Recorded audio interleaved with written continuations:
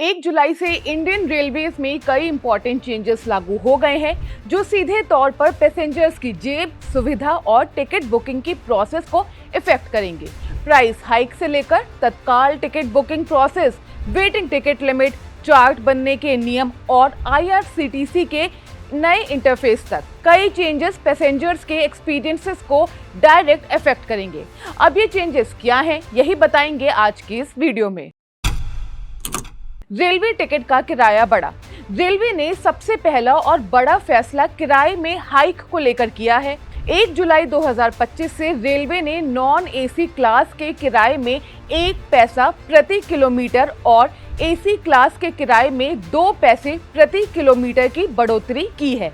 ये हाइक पहली नजर में भले ही मामूली लगे, लेकिन लंबी दूरी की यात्रा करने वालों के लिए ये एक्स्ट्रा बोझ हो सकता है। फॉर एग्जाम्पल, अगर कोई यात्री 500 किलोमीटर की यात्रा करता है तो उसे AC कोच में अब 10 रुपए और नॉन AC में 5 रुपए ज्यादा देने होंगे।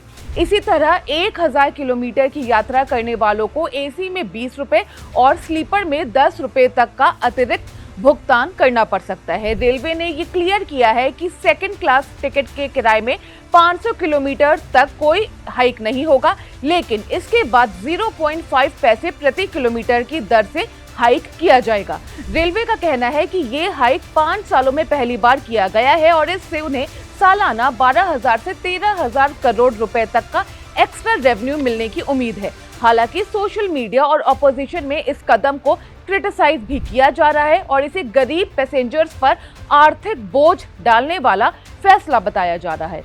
अगला है तत्काल टिकट के लिए आधार मैंडेटरी। रेलवे ने तत्काल टिकट बुकिंग के नियमों को लेकर भी बड़ा फैसला किया है।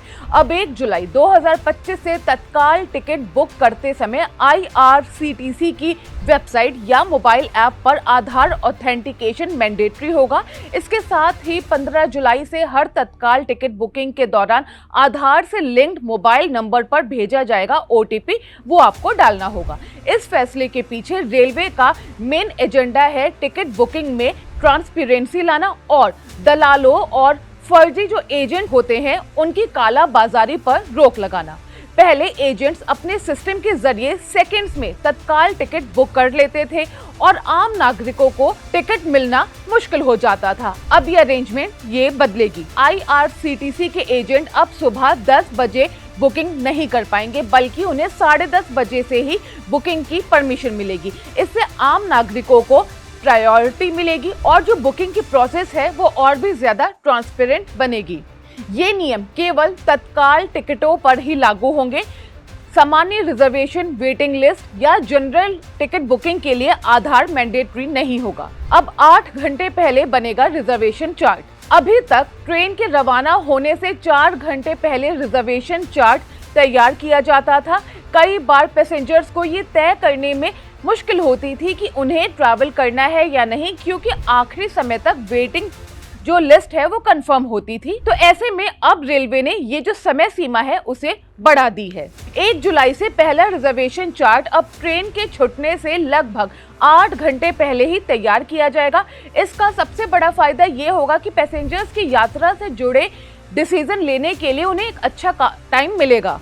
इसके अलावा जो ट्रेनें अगले दिन दोपहर 2 बजे से पहले रवाना होती हैं, उनका चार्ट एक रात पहले ही 9 बजे तक तैयार कर लिया जाएगा। अगला है वेटिंग टिकट पर लिमिट तय की जाएगी। रेलवे ने अब वेटिंग टिकट्स के नंबर्स पर भी सीमा तय कर दी है। पहले किसी भी क्लास में कुल सीटों का 25% से ज्यादा वेटिंग टिकट नहीं जारी किए जाते थे। अब इस सीमा को भी बढ़ा दिया गया है। AC क्लास के लिए ये लिमिट बढ़कर 60% कर दी गई है, जबकि नॉन AC क्लास के लिए ये 30% तय की गई है। इससे से ज्यादा पैसेंजर्स को वेटिंग टिकट का विकल्प मिलेगा, खासकर त्योहारों या ट्रैफिक वाले सीजन में।